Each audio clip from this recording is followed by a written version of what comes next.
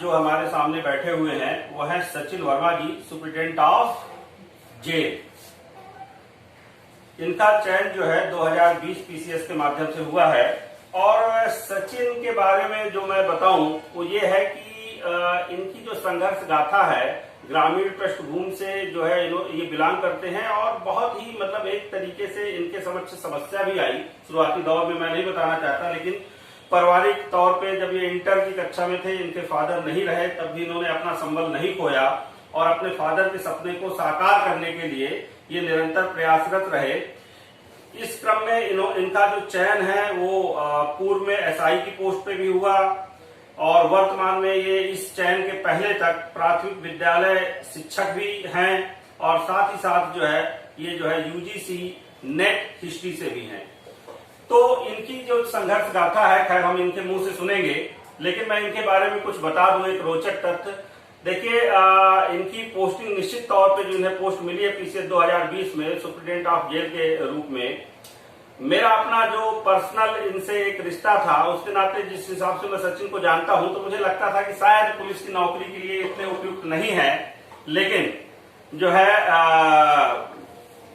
इनका जो चयन हुआ है सुप्रिटेंडेंट ऑफ जेल के पोस्ट पे, तो मैं एक मान के चलता हूं कि उस पर ये बहुत ही अच्छा काम करेंगे। खैर इतना भी मुझे उम्मीद है कि ये पोस्ट इनकी आखिरी पोस्ट नहीं होगी।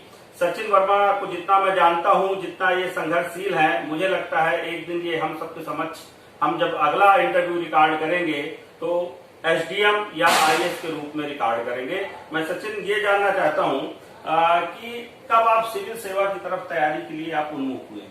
पहले तो सर आपको बहुत बहुत धन्यवाद। मैं सर बचपन में ये था कि टीवी वगैरह में देखता था या इंटरव्यू देखता था, मेरे चाचा तैयारी करते थे तो प्रतियोगिता दर्पण पत्रिका वो लेते थे, तो उसमें इंटरव्यू देखता था तो पूछता था ये कौन है, इनका क्यों फोटो छपा है, तो कहते थे यही लोग आईएएस हैं, पीसीएस हैं। मतलब सबसे बड़ी जॉब कौन सी होती है, तो उन्होंने कहा यही सबसे बड़ी जॉब होती है। मैंने कहा कितने पैसे लगते हैं, तो कहा कुछ भी पैसे नहीं लगते, बस फॉर्म भरना पड़ता है, लेकिन मेहनत की बहुत जरूरत है।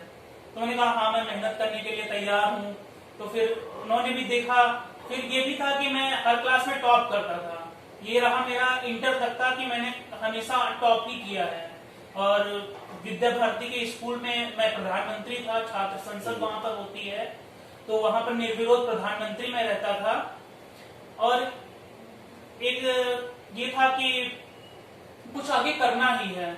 वहीं से मुझे लीडरशिप क्वालिटी डेवलप हुई, यहाँ लखनऊ आया, देखा, आपसे मुलाकात हुई, आपसे मिलता रहा, फिर लोगों से मिला, तो मुझे मोटिवेशन मिलता रहा सर।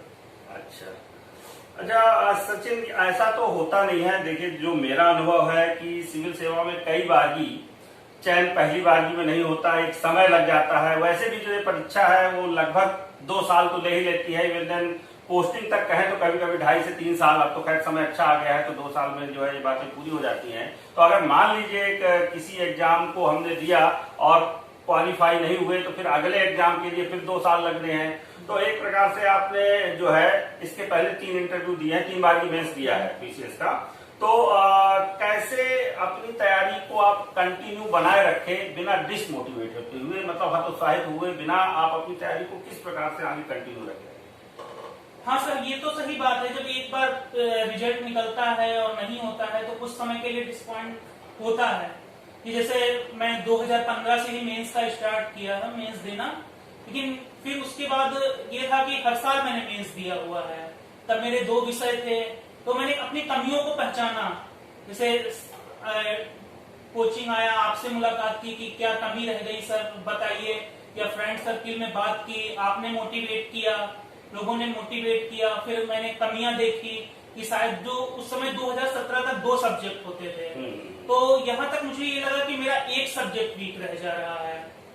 फिर खैर 2018 से पैटर्न बदला, तब भी मैंने मेंस दिया, लोअर वगैरह का भी इंटरव्यू मैंने दिया हुआ है। लेकिन ये था कि कहीं 1 नंबर से रह गया या 2 नंबर से रह गया, तो थोड़ा कुछ दिन तक निराशा रहती है। तो फिर मैंने जब ये 2020 में या 2019 से आपके बिल्कुल प्रॉपर संपर्क में आया, तो आपने कहा कि लेखन क्षमता पे बहुत जोर दीजिए। तब मुझे ध्यान भी है कि सर मॉडल आंसर तो मैं जो आपके पास टेस्ट सीरीज कर रहा था तो आपने बताया कि मॉडल आंसर जैसी चीज नहीं होती है, तब मुझे भी विश्वास हुआ, क्योंकि आप जो पर्सनल आपने मेरी कॉपी देखी, मेरी कमियां बताई कि क्या कमी, कहाँ पे सुधार किया जाए, ये चीज मुझे बहुत अच्छी लगी कि आपने एक एक क्वेश्चन पे मुझे ध्यान दिया कि हाँ ये इस तरीके से ये लिखा जाए। तो मुझे पता चला कि नहीं, मॉडल आंसर जैसा कुछ नहीं होता है, आपके जैसा एक टीचर मिल जाए तो हो सकता है।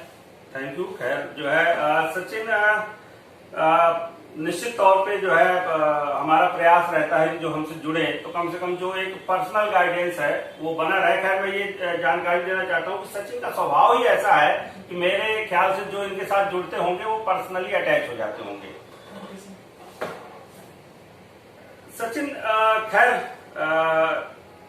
आपके पास एक पोस्ट तो हो गई है और बहुत बढ़िया पोस्ट है। अगर कहें कि भाई ब्रिटिश के जमाने में तो भाई जेलर, मैं कहूंगा कि जेलर जो है प्रचलित शब्द है। हालांकि जो पोस्ट का नाम है वो है सुप्रिटेंडेंट ऑफ जेल। और इस बारे में मैं कुछ बता दूं कि सुप्रिटेंडेंट ऑफ जो जेल है, आप एक प्रकार से मान के चलिए कि यहाँ आईपीएस तो जाता नहीं है, तो आप जो है इसको ट्रीट करिए जेल के विभाग में एज लाइक अ आईपीएस। तो खैर ये पोस्ट तो बहुत अच्छी है और हमारी शुभकामनाएं भी हैं कि आप आगे जो है आईपीएस या आईएएस की पोस्ट को जो है ले। अपने स्टूडेंट के लिए जो आगामी जो तैयारी कर रहे हैं सिविल सर्विसेज में, उनके लिए आपके क्या संदेश होंगे या उनके लिए क्या सुझाव होगा? उनके लिए यही सुझाव रहेगा सर कि लक्ष्य हमेशा बड़ा रखें। जैसे मैं भी इसको एक पड़ाव के रूप में ले रहा हूँ, मेरा अगला लक्ष्य आईएएस बनना है, तो मैं ये कहूंगा कि अब तो आईएएस और पीसीएस का सिलेबस भी सेम है, तो अगर आप लक्ष्य आईएएस के लिए रखते हैं तो आपका पीसीएस भी निकलेगा और आईएएस भी निकलेगा। बस ये है, समय लग सकता है, और जैसे मेरे साथ हुआ, मेंस दिया या इंटरव्यू दिया, नहीं हो पाया, तो आप फिर अपनी कमियां देखिए, कहां पर क्या कमी रह गई है। तो मैंने अभी बताया कि जैसे एक सब्जेक्ट या कुछ भी, तो ये कहना चाहता हूं कि प्री से पहले मेंस की तैयारी हो जानी चाहिए। बिल्कुल। अब ऐसा टाइम आ गया है कि प्री के बाद 2 महीने का टाइम मिलता है, उस बीच में इतना तैयार करना पॉसिबल नहीं है। राइटिंग मस्ट है। कोई ऐसा गुरुजन मिल जाए, अध्यापक मिल जाए या कोई भी फ्रेंड सर्किल जो आपको कमियां बता सके। वो मॉडल आंसर जैसा नहीं कि आपको मॉडल आंसर पकड़ा दिया, आप अपने आप मिला लीजिए। आपको खुद पर्सनली गाइड करे कोई ऐसा व्यक्ति हो। फिर ये देखिए कि आपकी कितनी तैयारी है। मेंस का लगभग आपका 60% तैयार हो जाए तभी आप प्री के लिए अपीयर कीजिए। और जो स्पेशल मेंस के जैसे टॉपिक हैं, आपका ऑप्शनल हो गया, इथिक्स हो गया, ये तो आपके प्री से पहले तैयार ही हो जाएं। बिल्कुल। और जैसे 2017 से पहले 2 सब्जेक्ट थे, अब एक ही सब्जेक्ट पे फोकस करना है, तो सब्जेक्ट में अपने स्पेशलाइजेशन चाहिए। और मेन है राइटिंग। जितना आप राइटिंग करेंगे उतना ही आपको मार्क्स मिलेंगे निश्चित तौर पे। तो देखिए ऐसा है, सचिन ने निश्चित तौर पे जितनी भी बातें बताई हैं, जो आगे सिविल सेवा की तैयारी करना चाहते हैं या कर रहे हैं, कि मेरा भी अपना ये मानना होता है कि प्री और मेंस दोनों अलग अलग नहीं है। जब तक आपकी मेंस की तैयारी नहीं है तब तक प्री निकालने से कोई फायदा तो है नहीं। तो इस महत्वपूर्ण जानकारी के लिए और हमारे साथ एक समय जो है देने के लिए हम सचिन को धन्यवाद देना चाहेंगे। और जो है आगामी, जैसा कि हमें आशा है कि जो है वो कोई इससे जो है ऊपर वाली पोस्ट जरूर प्राप्त करेंगे। और ऊपर वाली पोस्ट का मतलब है प्रॉपर आईएएस। वो हम लोग जो है निश्चित तौर पर एक दिन सचिन का इंटरव्यू जो है प्रॉपर आईएएस जब जैसे ही ये बीट करते हैं, एक इंटरव्यू हम लोग करेंगे। शुभकामनाएं। Thank you very much.